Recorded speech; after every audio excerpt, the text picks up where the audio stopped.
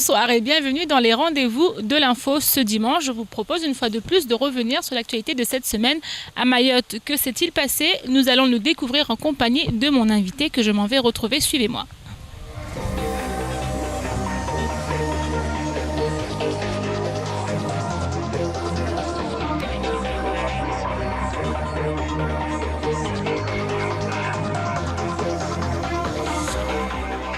Je suis maintenant en compagnie de mon invité. Il s'agit de Saïd Henli, président de l'association des parents d'élèves de Mayotte. Bonjour Henli. Bonjour, alors, je m'appelle Saïd Henli, je suis le président de l'association nouvellement créée qui s'appelle donc UDCSFM, Union départementale de la Confédération syndicale des familles à Mayotte.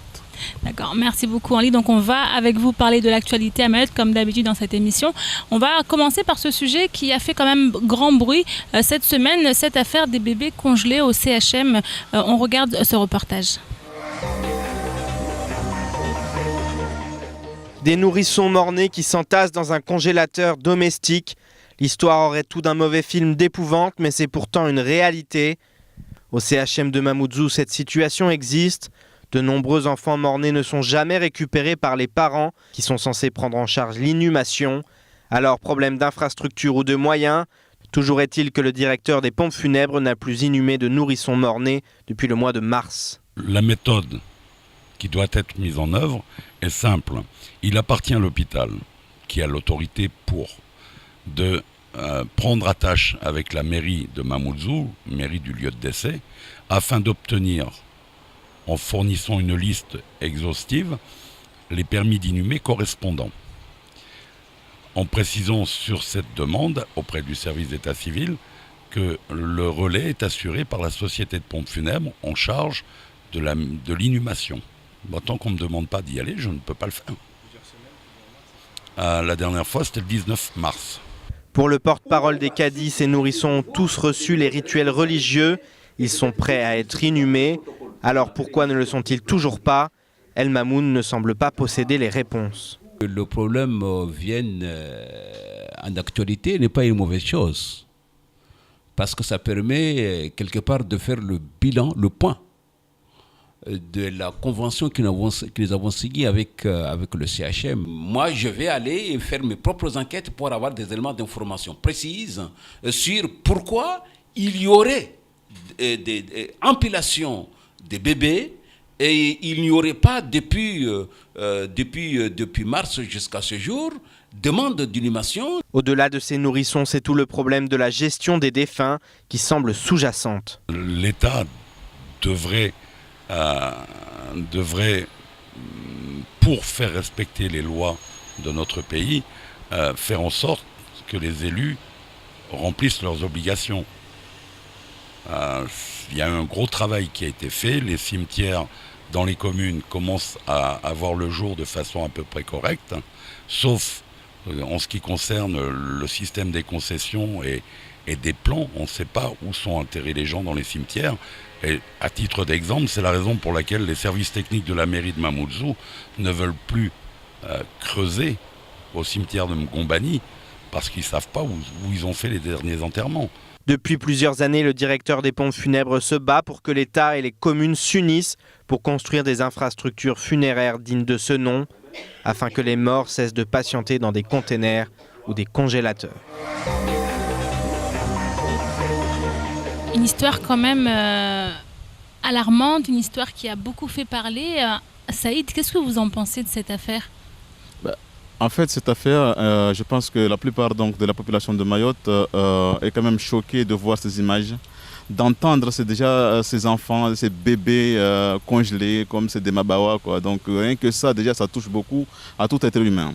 C'est un premier point. Deuxième point, après tout, on doit s'attendre à des choses comme ça, parce que c'est-à-dire qu'ici, on nous met cette départementalisation sans préparer la population vraiment. Je pense qu'aujourd'hui, cette histoire d'inhumation de bébés ou des adultes d'ailleurs, avec la complication administrative qu'il y a aujourd'hui, la population doit être informée.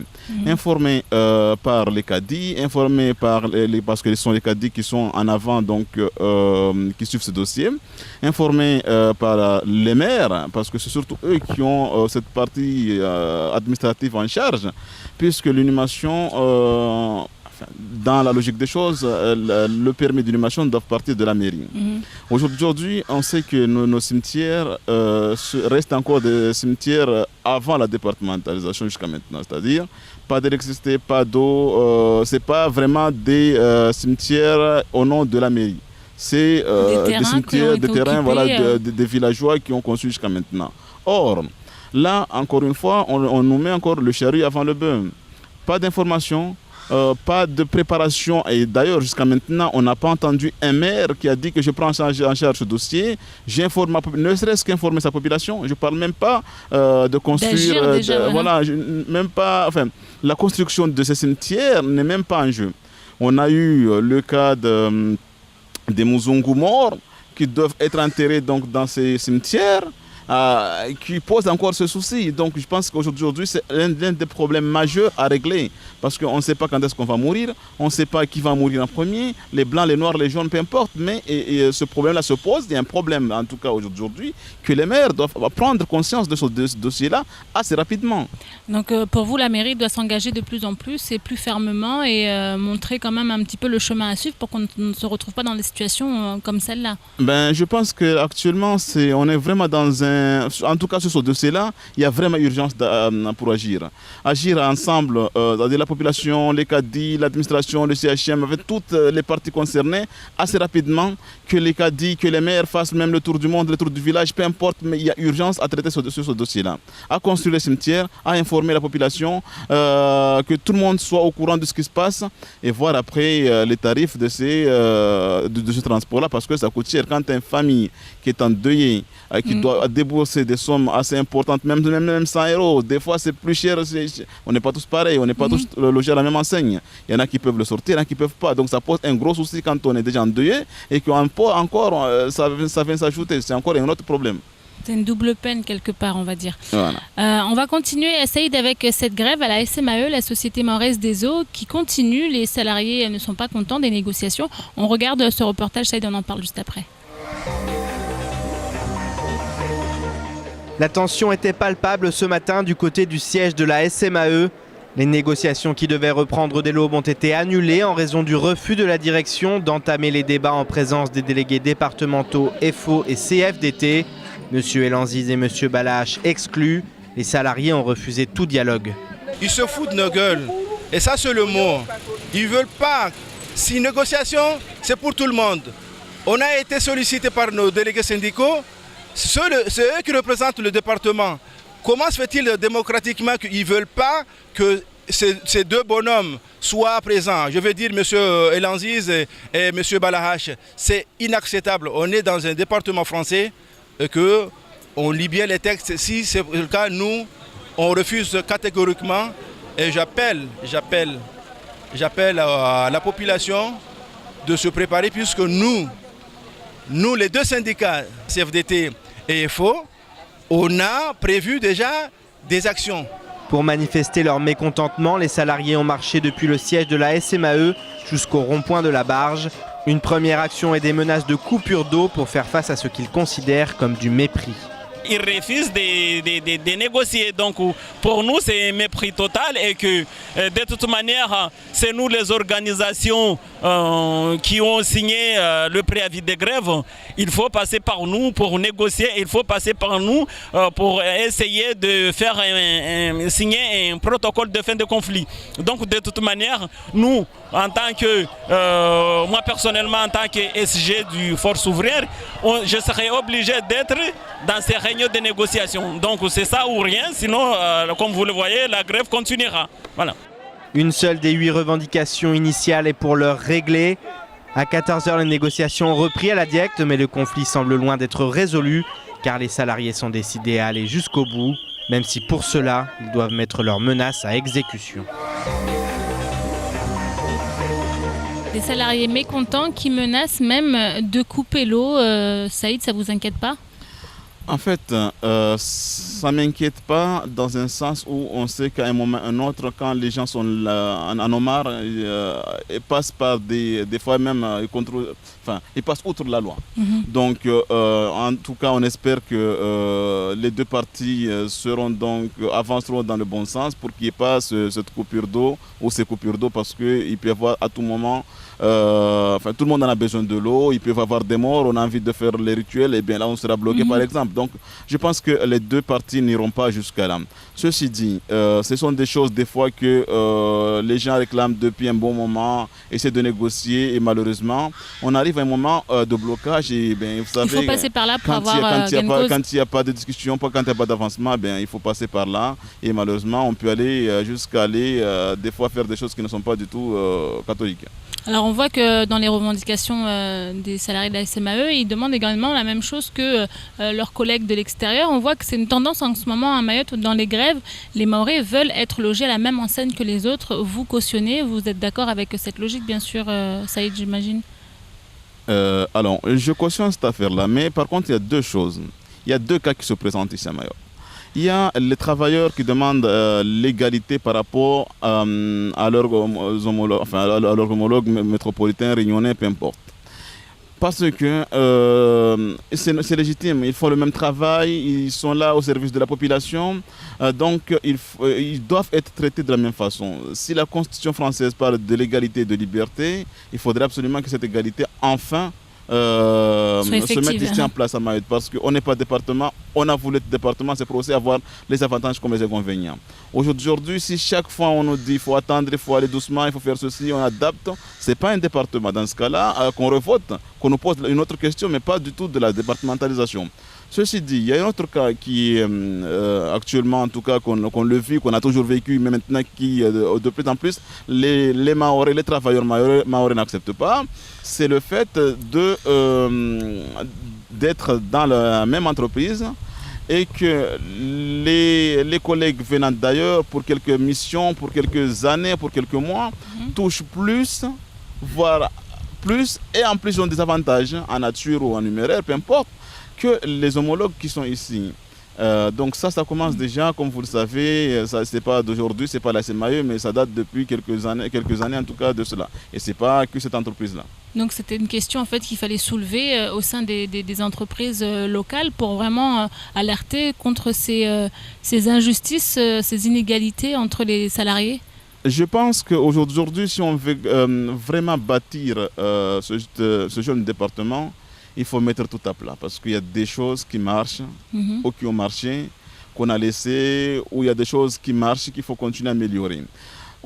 Soit on est département par entier, ou soit on n'est pas département, ça c'est autre chose.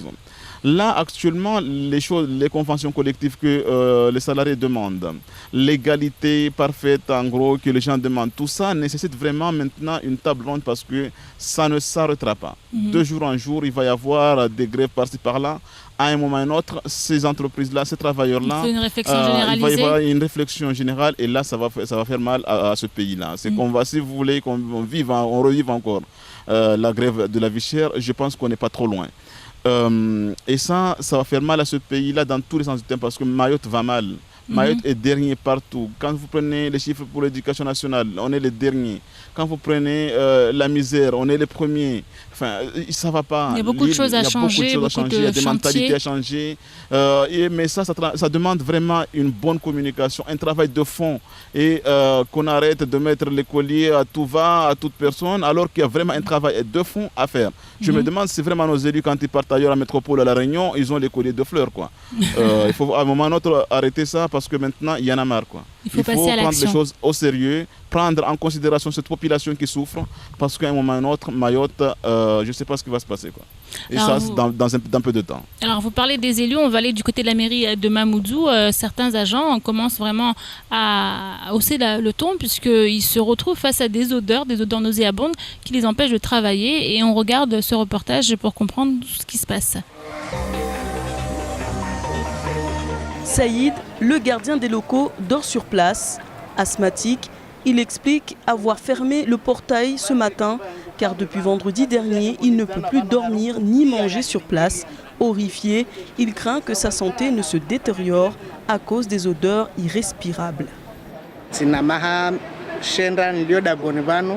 Madziayo rangu ya heyao babu kaya parozia na suku amba ya suheye de daimani abada isa yo wenda mbata yo ziata vendredi vode ya komasi uheya babu ya hea rangu vendredi kaya tozia babu tapaka fanya une semaine ça fait madzati lemewa na wami mtoshi wade ulewa pefu kalikiri na harufu za madzi zitu zinukao nai. Les collègues de Saïd subissent également cette situation. En soutien, ils sont tous restés dehors pour participer à la grève. Plus d'une centaine d'agents sont concernés et refusent de reprendre leur travail si une solution n'est pas rapidement trouvée.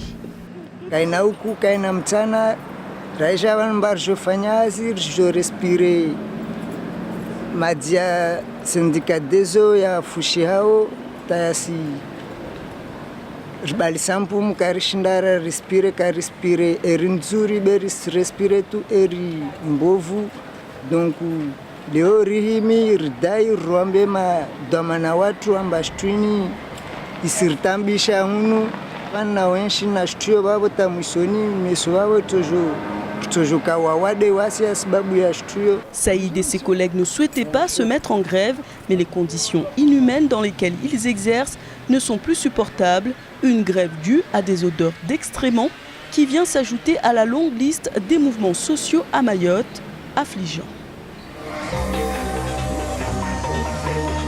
Des salariés affligés, des salariés qui se plaignent constamment de ces odeurs et à un moment donné on a l'impression qu'on ne les entend plus et donc là, votre réaction Saïd? Alors, sur cette partie-là, c'est quand même quelque chose qui est délicat ici à Mayotte. Chaque fois qu'il s'agit des problèmes qui sont à la mairie, d'une façon générale, les maires ou les services techniques ou les DGSP, importe tout ce qui est concerné, en tout cas dans un sujet bien précis, ne prend pas en compte vraiment les choses en main et essaye d'arrondir les des angles des En fois. fait. C'est très dangereux ça. Pourquoi? Parce que on les voit partout, mais là c'est un cas particulier concret, mais on les voit partout aussi dans les écoles. Il faut qu'absolument les mamans, les directeurs, tout le monde alerte même 2 fois pour qu'enfin ils ferment la mairie ou ferment l'école, qu'on les voit agir ou qu'ils nous disent voilà on va faire ça. C'est quand même scandaleux. Soit on fait, soit on ne peut pas, mais on essaie au moins de donner une réponse concrète avec des dates concrètes et on va jusqu'au bout de la démarche. Mais ce n'est pas en disant aux personnes, ben, écoutez, on va faire ça, après c'est pas fait. On relance, c'est pas fait, et après on ferme, on fait grève, après... Enfin, tout ça, déjà, ça donne une mauvaise image à cette collectivité, à Mayotte de façon globale. Mais cette Vous pensez que les maires gagnent du temps? C'est de gagner du temps chaque fois qu'il y a un problème? Honnêtement, c'est pas... Enfin, si c'est leur volonté, en pensant qu'ils vont gagner du temps, ils perdent du temps, au contraire. Ils perdent du temps, ils perdent une notoriété, la capacité d'agir, la capacité de gérer tout court, quoi. Et ça, c'est grave, parce qu'on ne peut pas cumuler des problèmes à la longue, et à un moment ou à un autre, ça boue. Au-delà des odeurs, c'est quand même le côté sanitaire, ça peut être dangereux parce qu'on peut attraper beaucoup de maladies, des infections, des choses comme ça. Et là maintenant, il va quand même de la santé Alors, il en va certes de la santé de ces agents qui sont là tout le temps, qui malheureusement, comme vous l'avez vu, ils ont alerté même 2 fois. Et le pire, c'est imaginer les petits qui jouent partout, par-ci, par-là, tout ce qu'on peut imaginer à l'absence de ses parents. Le gamin, quand il voit ça, qu'est-ce qu'il peut agir, comment il peut agir, quelle est la santé, comment prendre en considération tous ces problèmes-là. Après, on reviendra sur le problème de l'assainissement, parce que le problème qu'il y a au Mangui, là, je ne sais pas comment vous appelez ce quartier-là, est le même, ce qu'on ressent en tout cas quand on passe sur le rond-point Mangui.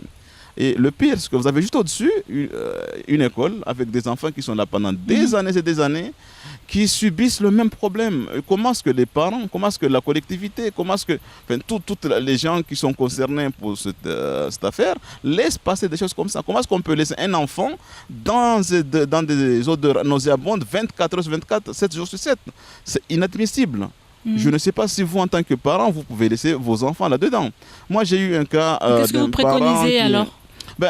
cette école-là, pour moi, alors, soit on règle ce problème une fois pour de bon, que ces odeurs-là ne reviennent plus, soit il faut délocaliser cette école, il faut le construire ailleurs. Il ne faut pas laisser ces enfants-là dans ce milieu-là. Alors on va continuer, Saïd, avec cette grève aussi, donc dans une autre mairie, mais pas pour les mêmes raisons, du côté de Chiconi, des agents qui se sont dressés littéralement contre le DGS, le directeur général des services, parce que celui-ci a mis en place des mesures pour remonter la situation financière de la mairie. On regarde ce reportage.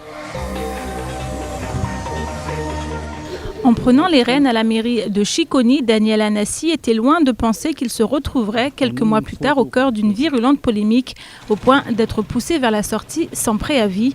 En effet, aujourd'hui, rien ne va plus entre le directeur général des services et les employés de l'hôtel de ville qui réclament purement et simplement sa démission. Et si les choses en sont arrivées là, c'est parce que depuis sa prise de poste, les choses ont bien changé et ça, beaucoup d'entre eux ont du mal à l'accepter. Il n'y a rien qui marche, il n'y a pas en termes de déplacement, on n'a qu'une seule voiture. En termes de matériel administratif, donc là je peux en citer des feuilles blanches, encre, etc. Les collègues ils sont limités à imprimer des documents. Et puis au niveau aussi, pour terminer le troisième point, c'est par rapport au budget de la mairie. Certes, ce n'est pas les agents de la mairie qui ont fait qu'aujourd'hui cette collectivité est en déficit. Des mesures draconiennes que Daniel Anassi, DGS, soutenu par le maire en personne, assume complètement compte tenu de la situation financière catastrophique dont l'équipe municipale actuelle a hérité de leurs prédécesseurs. Un déficit évalué à près de 2,8 millions d'euros, auquel il faut ajouter les dépenses inhérentes au fonctionnement de la mairie. Alors pour s'en sortir, pas d'autre moyen que de se serrer la ceinture. Donc, dans le cadre de ce redressement-là, il y a des conséquences au quotidien. Le maire a pris des mesures pour revoir l'indemnité, parce que les indemnités des agents, parce que c'était n'importe quoi. Ces gens-là ne font pas des heures sup. Il n'y a pas de technicité particulière. On a remis à plat le régime indemnitaire des agents. Ça sera sur mérite. Ça sera sur mérite. Voilà. Et ça ne plaît pas aux gens. Des dépenses en baisse et des avantages en moins pour assainir les comptes de la mairie de Chiconi. Pour le DGS, la fin justifie les moyens et peu importe si les employés ne l'entendent pas de cette oreille. On notera tout de même que la Cour des comptes est en ce moment même en train d'analyser l'état des finances de la commune. Le rapport sortira prochainement, mais les éléments en présence font manifestement état d'une situation plutôt alarmante. Un DGS qui se retrouve face à des agents qui ne veulent plus de lui, qui demandent tout simplement ce qu'il démissionne. Saïd, votre réaction, c'est quand même une situation particulière, non? Alors, sur ce dossier de Chiconi, on va faire avocat du diable des deux parties. La première partie, c'est les revendications des agents. Si ces revendications sont avérées, qu'il n'y a même pas de papier, enfin tous les problèmes administratifs qui peuvent y avoir, les demandes, les machins, tout ça, ce n'est pas pris en compte, certes, il faut avoir le minimum pour faire avancer les choses. Maintenant, aller jusqu'à demander la tête quand même du DGS parce qu'il a envie de faire changer les choses par l'ordre de sa hiérarchie, c'est-à-dire le maire. Je pense qu'il y a un souci. Sachant qu'on a vu quand même le maire s'exprimer à la télé, nous, en tout cas expliquant qu'il est hors de question qu'il limoge ce gars parce qu'il fait un bon travail. Donc vraiment, là-dedans, il y a un souci. Donc maintenant, moi je pense qu'il faut mettre en avant l'intérêt du développement du village, de la commune de Mayotte.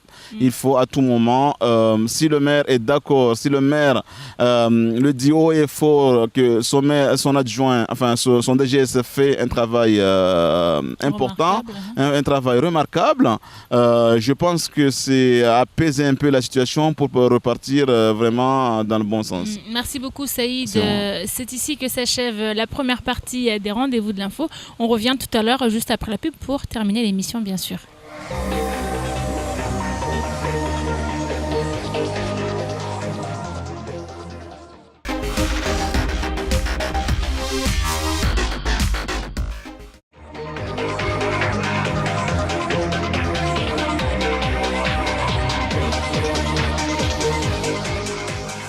Nous sommes de retour dans la deuxième partie des rendez-vous de l'info. Je suis toujours avec mon invité, Saïd Anly, qui est président de l'association des parents d'élèves.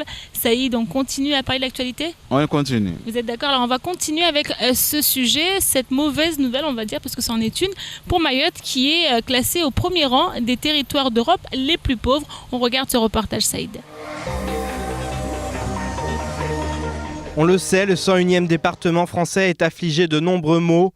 Le plus pauvre de France, le plus en retard, la plus grande maternité, le plus faible taux de réussite au baccalauréat ou au brevet des collèges, le plus fort taux de chômage, le plus sous-doté en équipements sportifs. De tristes constats auxquels un nouveau vient de s'ajouter. En effet, selon l'agence européenne qui a publié le classement des territoires et régions d'Europe les plus riches, Mayotte se classe dernière.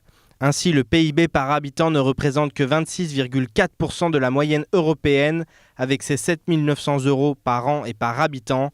Avec le plus faible budget des RUP, le territoire est donc dans un bloc d'exclusion. Un constat qui, espérons-le, fera réagir Bruxelles, afin que Mayotte gravisse enfin les échelons du développement économique et social.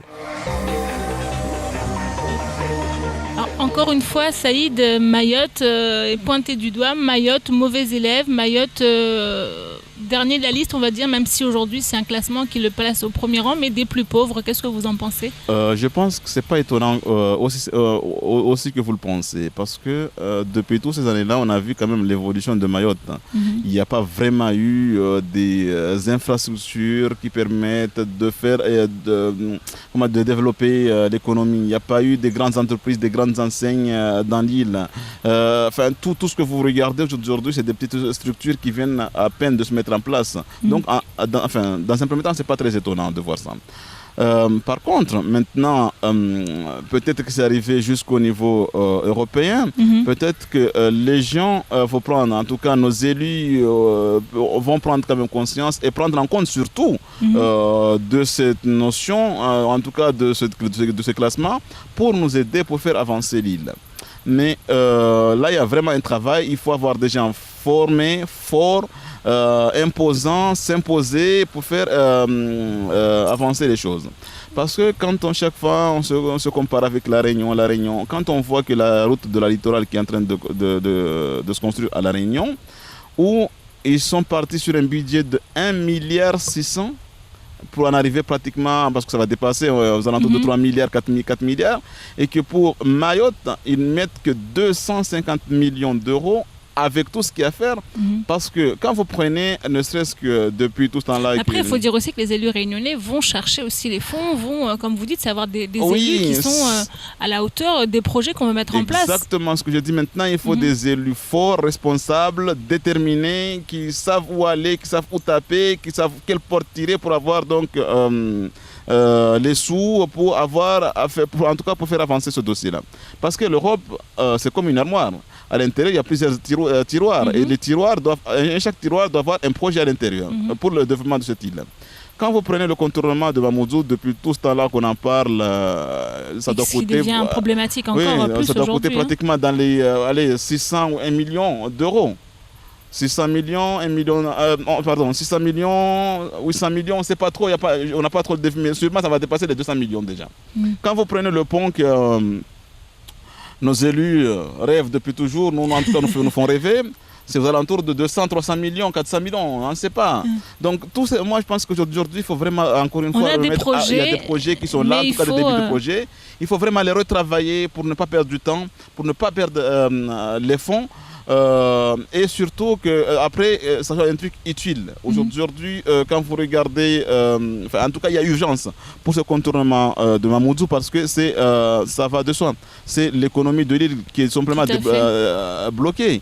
Quand vous prenez un livreur qui part de Congo, de Longoni, de Machin, qui va dans le sud, tout le temps perdu, c'est de l'essence qui coûte cher à l'employeur, c'est du temps perdu pour l'employeur, ce sont des clients qui ne sont pas livrés à l'autre bout du monde, ce sont des clients qui ne sont pas mécontents parce qu'il manque de produits. En fait, il y a tout est... Et au quotidien, ça fait beaucoup de choses qui, justement, handicapent quand on vient ici à l'économie. Mamoudzou, on est saturé, on en a marre de venir ici. On n'a plus envie. Quand tu as les embouteillages de Pizzarara, on parle de contournement, peut-être pour laisser des désengorgements et peut-être penser à développer le reste de l'île aussi. Oui. Maintenant, je pense que... C'est une piste avant d'arriver justement à force d'attendre, on peut peut-être déjà avoir des solutions intermédiaires. En tout cas, il est temps d'agir parce que le monde évolue. Si les administrations, en tout cas si les infrastructures ne se mettent pas en place, mais les hommes construisent, que de façon clandestine ou pas clandestine, les gens construisent. Et pour déloger quelqu'un, ça va coûter encore plus cher que maintenant. Donc il faut mettre les projets en place et il faut y aller de l'avant, quoi. Alors Saïd, la semaine du développement durable, ça vous parle? On va regarder ce reportage et on va échanger pour voir ce que vous en pensez et quelle est votre attitude justement concernant le développement durable. La semaine du développement durable devient européenne en 2015. Elle se déroulera du 30 mai au 5 juin prochain. Collectivités, associations, entreprises, administrations, établissements d'enseignement, établissements publics, la DEAL, tous seront mobilisés. L'événement est prévu pour être un puissant vecteur de mobilisation au service de la transition énergétique et du changement climatique, déclaré grande cause nationale à l'occasion de la tenue de la prochaine conférence des Nations Unies. Au-delà de cette thématique annuelle, l'appel à manifestation est ouvert à tous les champs du développement durable. Cette semaine sera l'occasion pour tous les acteurs de présenter leurs actions ou manifestations partout en France, y compris à Mayotte, avec plusieurs objectifs: sensibiliser aux enjeux du développement durable, apporter des solutions concrètes pour agir ou encore inciter à l'adoption de comportements responsables. Le rendez-vous est pris. Le développement durable, une thématique qui revient souvent, et à Mayotte, est-ce que vous pensez que les choses avancent comme il faudrait et est-ce que les Mahorais sont conscients de l'importance de ce développement durable? Saïd? En fait, je pense que ça c'est plutôt les chefs d'entreprise et peut-être nous les jeunes qui sont vraiment, en tout cas, c'est à nous de mener ce projet-là, c'est pas à nos parents ni à nos grands-mères, parce que le développement durable pour eux, c'est rien du tout, quoi. Ça leur parle pas. Donc, comment c'est mené aujourd'hui? Il y a un début de travail qu'il faut encourager, aller de l'avant. Quand vous voyez les bacs de tri, tout ce qu'il y a aujourd'hui, les campagnes de communication de différentes administrations ou institutions, je pense que c'est déjà un bon point, mais il faut aller de l'avant. Ceci dit, ce n'est pas vraiment un sujet qui est ancré quand même ici à Mayotte, parce que le développement durable, c'est beaucoup de choses. C'est tout et de rien, quoi. Ça parle de la construction des routes, des aménagements, des établissements, des entreprises, de nos maisons. En fait, c'est beaucoup de choses. Et là, c'est pareil, hein, que l'information continue à arriver en masse. Beaucoup communiquer pour que les gens prennent conscience du contenu de ces termes-là, développement durable, parce qu'on en parle beaucoup, effectivement, comme vous le dites, il y a beaucoup de choses qui rentrent en compte. Et là, on a aussi vu beaucoup dans le reportage, on a mis en avant aussi le côté traitement des déchets, on a mis en avant, on sait qu'à Mayotte, c'est une thématique, encore une fois, qui pèse, on ne sait plus quoi faire de nos déchets, on a l'impression que tout le temps, il y a des actions qui se font, mais en même temps, quand on regarde, il y a encore des déchets qui traînent à Mayotte. Alors, ça c'est une bonne remarque quand même, parce que c'est une remarque qui était importante, parce que dans le sens où les gens quand même sont sensibilisés quand même. Mais parlant des déchets, il y a deux problèmes qui se posent. Un, quand il y a des actions qui sont menées par des associations, des mairies, de tout genre, les gens font un effort, donc il y a cette communication visuelle, puisque les gens participent. Il y a cette communication médiatique, écrite ou télévisée. Mais après, c'est la suite. La suite, comment il est encadré. Et je pense qu'aujourd'hui, les mairies, les associations ont quand même le moyen, un levier pour continuer ces actions déjà, et surtout cette campagne d'information, parce qu'ils peuvent s'appuyer sur les CUI pour développer la communication, pour développer pas mal de choses. Donc il est aussi important peut-être de commencer à embaucher ces petits jeunes pour conseiller, éduquer, faire du porte-à-porte, pour expliquer à la population l'intérêt de ce thème. Parce que c'est aussi important pour l'île, pour nous et pour le développement tout court de cette population. Après, il y a aussi les problèmes, on va dire, informationnels, c'est-à-dire que à Mayotte, il y a eu un DSP de ce ramassage d'ordures. Le problème, c'est qu'on ne sait pas quand est-ce que les poubelles passent. Il y a vraiment un problème là-dessus, quoi. Quand ils passent, d'organisation, on n'a pas des routes, le Mayotte n'est pas doté des routes pour ramasser tous ces déchets-là, donc ils ramassent ce qu'ils peuvent ici, mais ceux qui restent dans les montagnes, dans les machines, ne sont pas ramassés. Où est-ce que ça va, comment faire? Et enfin, il y a vraiment un travail de fond à faire parce que malgré la volonté qu'on a, mais tant qu'on n'a pas vraiment des routes pour avancer tous ces poubelles dans les villages et qu'il n'y a pas vraiment aussi la volonté politique locale de mettre les amendes, d'informer après mettre les amendes. Donc c'est une volonté commune et partagée des deux parties, que ce soit pour les institutionnels, que ce soit pour les populations, quoi. Alors Saïd, on va terminer avec ce sujet, l'artisanat mis en valeur à Mayotte, donc l'artisanat mahorais, mais l'artisanat de nos voisins aussi de l'océan Indien. On regarde ce reportage avec la semaine de l'artisanat. Je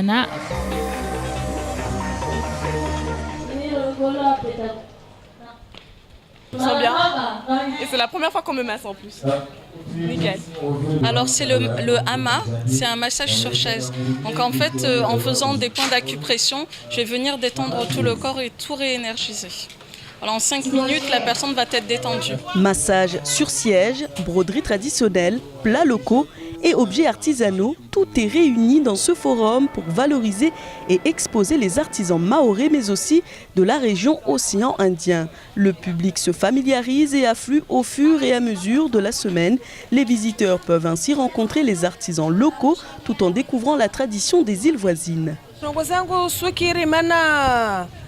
Nsurenga difulinu nalifanye deko salo wanazazangu wapare waone bazinde shuma wakorumia hale baada basa utasirenga shitsingio za garando wa hamanadzi. Ça c'est la marmite en bois de rose et le statut là c'est en bois de benne.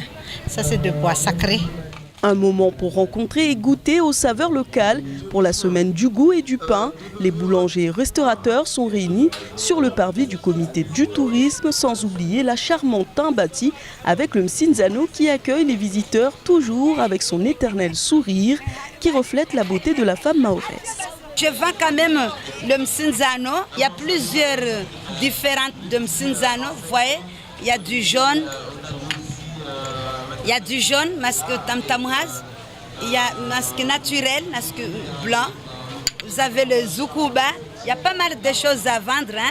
Il y en a pour tous les goûts et les couleurs. Au fil des stands, on visite Madagascar, les Comores et bien sûr Mayotte, un forum que la Chambre des métiers et de l'artisanat a voulu valoriser pour permettre aux artisans d'augmenter leur chiffre d'affaires. Oui, c'est pour la 3e fois que nous avons réuni tout l'ensemble des artisans de l'océan Indien. Cette année, nous avons accueilli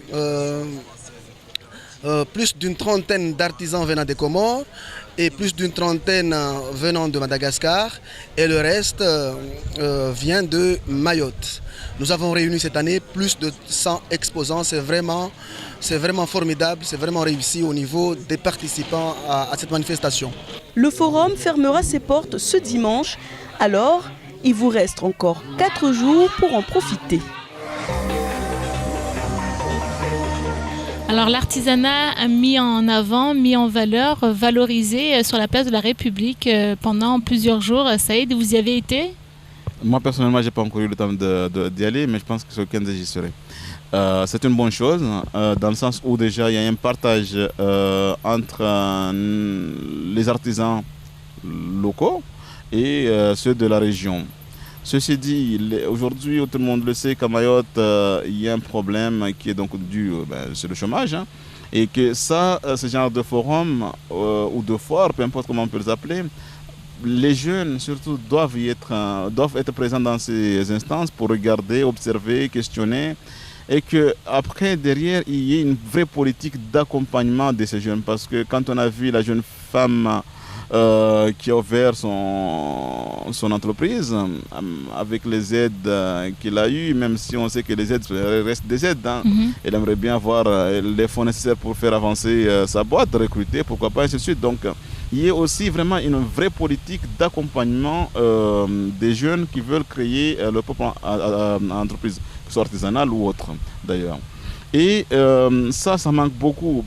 Pareil, hein, manque d'informations, manque d'infrastructures, beaucoup de paperasse à faire. Bon, tout ça, je pense que ça devrait commencer déjà par le plus près hein, d'eux, c'est-à-dire développer vraiment les missions locales, développer les actions. Mais il y a des programmes qui existent et déjà justement qui vont au-devant de ces personnes-là, qui les aident. Après maintenant, c'est vrai qu'entre l'expérience qu'on a sur le terrain et comme vous dites le côté administratif, certains sont souvent perdus.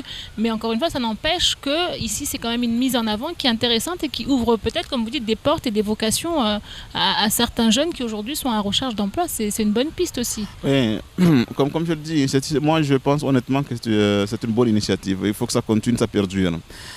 Voire même, pourquoi pas délocaliser ça de temps en temps, ou même, on a beaucoup d'artisans locaux ici qui font des belles choses, mais qui restent encore dans leur milieu. Voilà. Pourquoi pas, ne serait-ce que ceux qui sont locaux, de faire tous les mois, on fait un village, une commune. Ça inciterait aussi les gens à voir et puis voilà, développer aussi leur activité, parce que bon, aujourd'hui, ces gens-là n'ont pas vraiment un endroit pour vendre le produit, il n'y a pas d'exposition, il n'y a rien pour l'instant. Ce n'est pas vraiment un truc qui est mis vraiment en avant, malgré les efforts des institutions peut-être qui peuvent faire quelque chose là-dessus. Donc je pense qu'il faudrait mettre vraiment des plans d'action avec les mairies, avec ces jeunes qui n'ont pas d'emploi, ces jeunes qui viennent d'arriver. Apprendre des métiers, justement. Apprendre des métiers. En vrai, on dit bien des métiers de la main, donc c'est mettre la main un peu à la pâte et découvrir de nouvelles expériences professionnelles. Je pense que il y a un rôle vraiment à jouer là-dessus de tout le monde, que ce soit les parents, pour inciter les gens à aller voir les personnes concernées. Mais en tout cas, si je peux lancer un message aujourd'hui, c'est que ces artisans doivent vraiment tous s'unir, travailler ensemble, faire des tournées dans Mayotte, dans les villages pour montrer leur savoir-faire parce qu'ils font vraiment du bon boulot. Alors, vous parlez de messages, on va s'adresser maintenant à vous, au président que vous êtes de l'association des parents d'élèves de Mayotte. Alors, les messages que vous passez en général, quels sont-ils? On voit qu'en ce moment, l'éducation à Mayotte, il y a beaucoup de choses qui s'y passent et pas forcément de bonnes. On parle des écoles qui sont dans de mauvais états, on parle de ce programme des rythmes scolaires qui a été imposé quasiment pour certains, c'est comme ça qu'ils le ressentent. Qu'est-ce qui se passe aujourd'hui dans cette association, Saïd? Alors, l'association qu'on a créée, c'est une association qui défend les intérêts des familles d'une façon globale. Et à l'intérieur, il y a la partie éducation qui nous concerne vraiment aujourd'hui parce qu'on voit bien l'état des choses ici à Mayotte. Quand on regarde bien, l'éducation des enfants, l'éducation nationale, en tout cas d'une façon globale, ça ne va pas très bien, que ce soit métropole à La Réunion ici. Et plus vous partez de la métropole, vous descendez, plus c'est encore pire. Et ici, nos écoles, comme vous le voyez, ne sont pas du tout des écoles dignes de ce nom. Ce ne sont pas des écoles de la République. Quand vous avez lu la motion des maires et à l'intérieur, il vous dit que 80% des élèves ne sont pas en règle. Ça veut dire qu'ils doivent être fermés.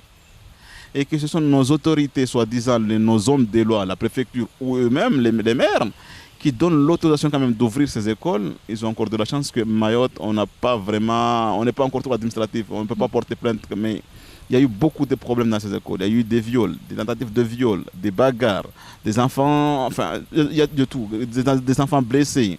Les dégâts sont énormes dans ces écoles-là. Peut-être qu'on n'en parle pas tout le temps. Mettre en cause la responsabilité pénale. Et ils le savent, parce qu'ils le disent même dans leur motion, ce sont des écoles qui sont dangereuses. C'est eux-mêmes qui le disent. On les a vus, ils étaient vraiment montés quand il y a eu le début, en tout cas, dès qu'ils ont pris leur fonction, ils sont montés contre ces rythmes scolaires. Mais après, on ne les entend plus parler. C'est une question de moyens peut-être alors, de leur côté. C'est une question de moyens. Moi, je ne pense pas que c'est une question de moyens à la base.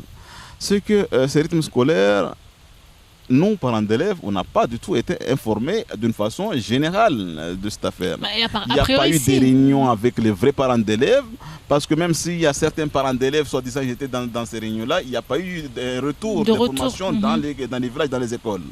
Donc, les maires n'ont pas fait leur boulot. Ces parents d'élèves-là n'ont pas fait le travail en tout cas d'information. Et on arrive à la rentrée avec l'imposition obligatoire, obligée, tout ce que vous voulez, de ces rythmes scolaires.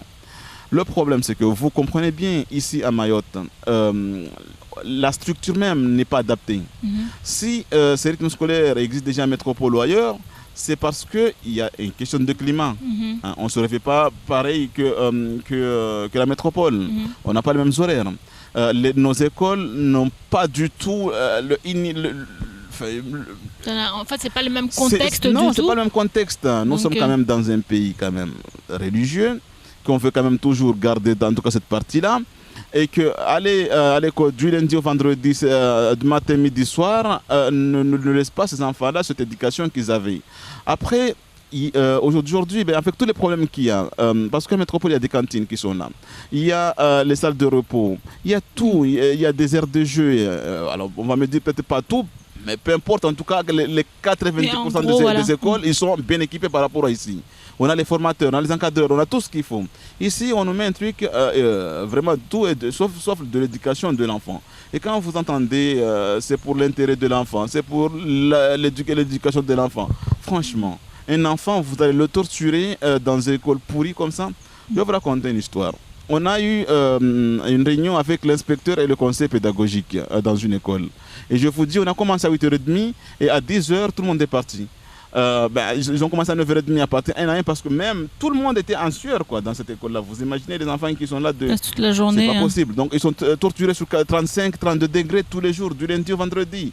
Il faut encore le ramener l'après-midi quand il fait bien chaud. Attends, franchement. Ils n'ont pas de quoi manger. Parce que tout le monde est en travail à Mamoudzou. Donc il n'y a que les mamies qui sont là-bas. Des fois aussi, ils ont d'autres choses à faire que préparer. Enfin, c'est toute une... on n'a pas les transports en commun. Parce que les transports en commun, ça pourrait donc, on va dire, raccourcir les délais. Parce que quand vous avez une mamie qui part de Mtsamboro, de Monatindi, ou peu importe, qui vient jusqu'à Mamoudzou, qui doit rentrer, en taxi, il n'y a pas trop de taxi à Mayotte. Il n'y a pas, en plus, c'est aléatoire. Alors qu'il y avait les transports en commun. On sait qu'il y a un transport en commun, on le prend à telle heure, on arrive à quelle heure, voilà.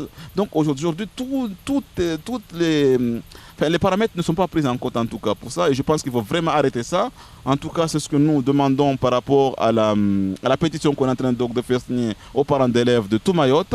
On leur demande de signer cette pétition pour 3 choses.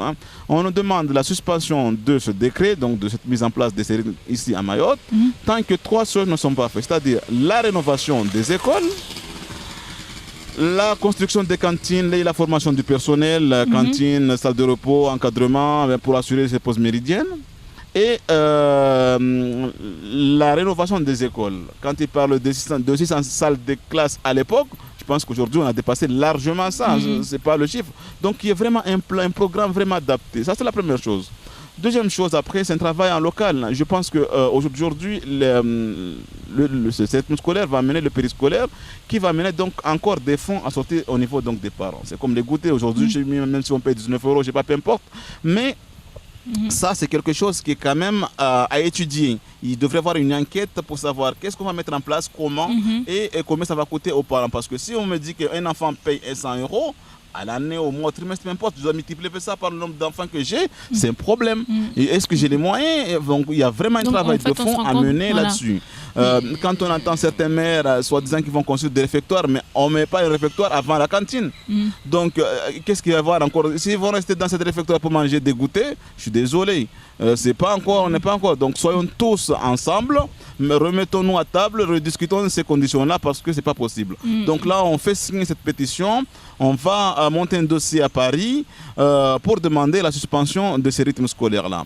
Et le jour, les ministres apparemment ils vont venir, et notamment notre ministre de l'Éducation qui sera là, mais on appelle à tous les parents d'être dans la rue ce jour-là pour manifester leur colère, pour manifester leur mécontentement contre ces rythmes scolaires, parce que la plupart, pour ne pas dire les 100%, je vais rester 90%, 99%, les mamans, quand on passe dans les écoles, dans les villages, ils en ont marre de ces rythmes scolaires. Rien ne va. Et ces enfants-là n'ont pas...